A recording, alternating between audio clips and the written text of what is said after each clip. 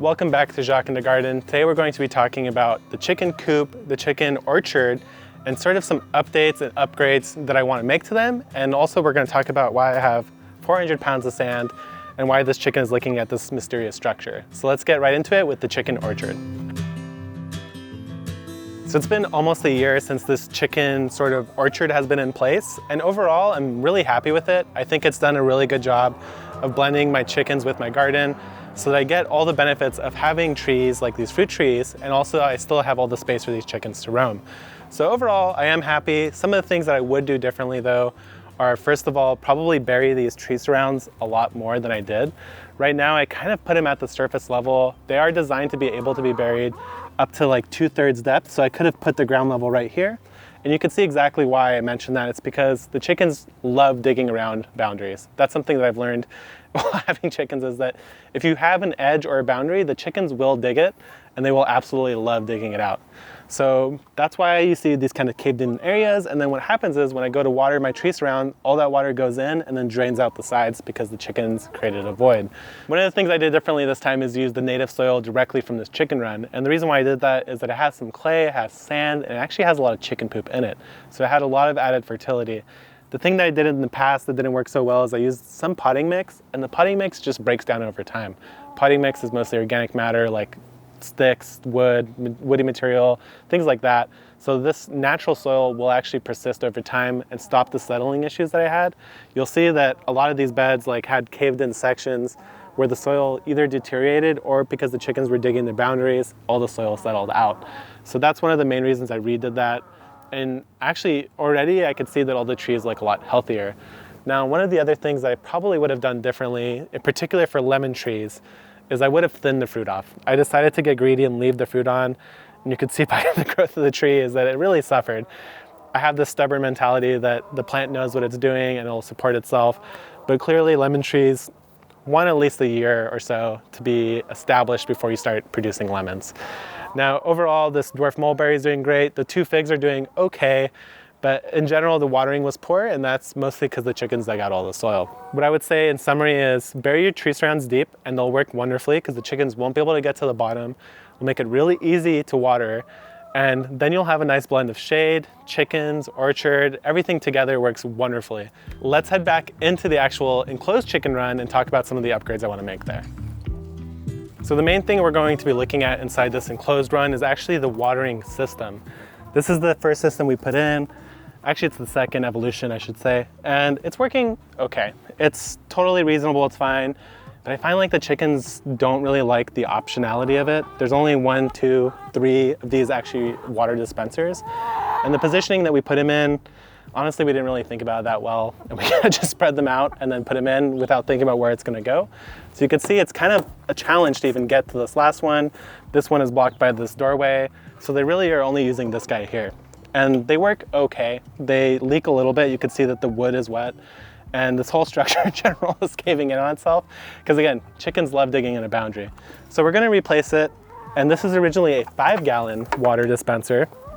And what we're gonna do is actually put in the Coopworx water silo. Now that's what this whole chicken is looking at. It might look like it's about to launch a tactical missile, but it's actually just a water dispenser. And one of the nice things that I really like about this is that it's made by the same company that I have my feeder. So this is Coopworx, and we actually have the Coopworx on our store now. And I have to say, I can't say enough good things about it. It fills and holds like 2 bags of feed. It automatically dispenses and flows downwards. They even thought about the fact that by making this a point, the chickens are not going to come up and jump on here and poop all over it. Adjustable legs and multiple feeding ports. So the chickens never really fight about the food because they have so many different options to choose from. Likewise, their watering silo is a series of different dispensers. So the chickens have a lot more optionality. They don't have to argue about who gets which one, and they could all get plenty of water. The other thing I like about it is it has this kind of trough here, which might help the water capture and let the chickens drink a little bit easier. And of course, the main thing that I really like is that, I'm sorry, saffron, is that instead of just 5 gallons, it's 8. And it's a nice opaque material, so it's not gonna have any mold growing in it. It has a couple different options. I opted for the spike option, which means that this will get hammered into the ground and sit firmly in the earth. They also have an option where it has like an X platform, so it just sits on a surface, which could work if you have a flat surface. But let's go ahead and just put this together and see how it works. So first step is you just hammer the stake into the ground. I got a little piece of wood so I don't damage it as much, but it probably doesn't matter because this collar slips right on top. All right, so now the stake is in the ground. I'm actually really happy I got the stake one because I don't think this is going anywhere. There's no way the chickens are gonna dig that out. Feels really good. So this goes right on top, and then this little beauty should slip right on. So this is really great. The nice thing about it is that it opens from here. That's why I wanted to move it from that other area. It would have blocked the entrance to the chicken coop. And this is a pretty shady spot, so the water shouldn't get hot. So I'm very pleased with this. I like that you could rotate it too. And I think the chickens are gonna love it. Oh, that's beautiful having 8 gallons instead of 5. It's gonna make this chore a lot easier. Let's talk really quickly about why I like this so much besides the things I've mentioned. I like these style waters a lot because they're really good at self-cleaning. Now, for example, this is a other style cup that is very common, but you can see the problem. It's full of dirt, chicken poop, feathers, who knows what else. And the other thing is they could just stand on top of this and poop right into the cup. So that's not ideal for the chicken's health. This is fantastic because they come by, they tap, they get as much water as they want. It even has a little trough here, which helps them drink a little easier, but it's not deep enough that it would get really dirty. And it's really easy to just grab your hose and basically just go like this, and it's already clean. So I'm really stoked about this. I think it's gonna make life a lot easier and the chickens are gonna love it.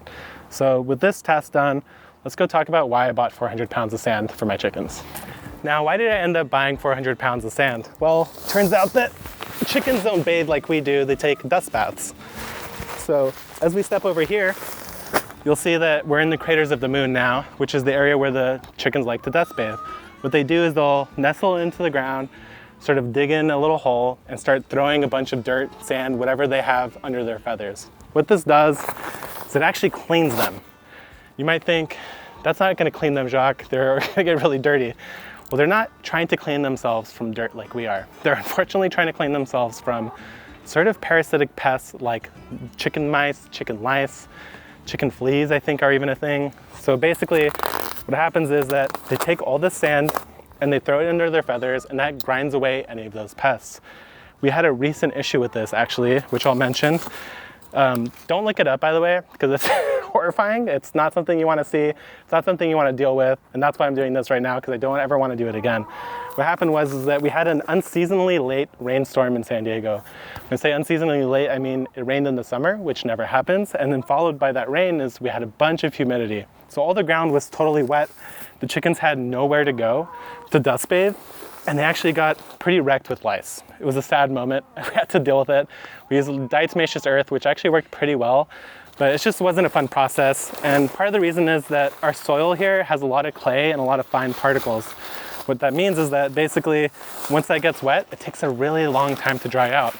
So what I did is I went to a local big box store and I got washed plaster sand. You could use a lot of different types of sand.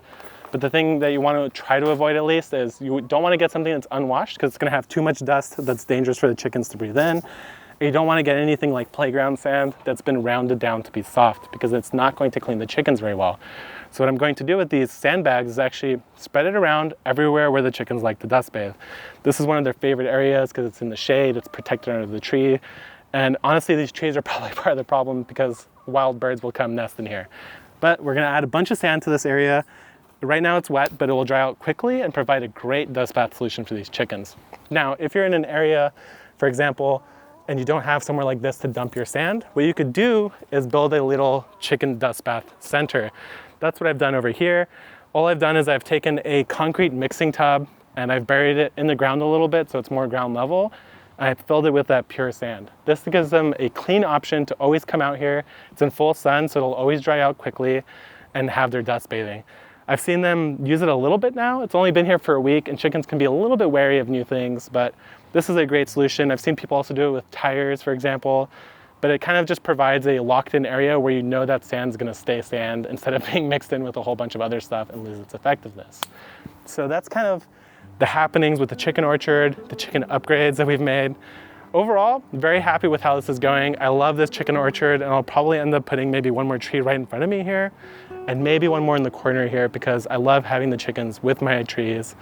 and they both do so well together. So thanks for watching, and we'll see you next time.